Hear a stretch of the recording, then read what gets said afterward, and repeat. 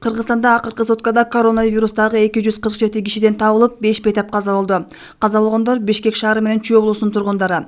Бул тууралуу Саламаттык сактоо жана социалдык өнүктүрүү министринин орун басары Улукбек Бектурганов маалымат жыйынында билдирди. Айтымында вирус Бишкекте 146, Ош шаарында 1, Чүй облусунда 79, Ош облусунда 2, Таласта 2, Ысык көлдө 7, Нарында 6, Жалал Абадта 1 жана Баткен облусунда 3 кишиден табылган. Ал эми бир сутка ичинде 203 киши коронавирустан айыгып чыкты. Акыркы бир күндүн ичинде 6 медкызматкер коронавирус жуктуруп алган. Ошондой эле акыркы суткада коронавируска каршы 1819 киши эмделди. Муну менен өлкө боюнча эмдөөдөн өткөндөрдүн жалпы саны 18474кө жетти.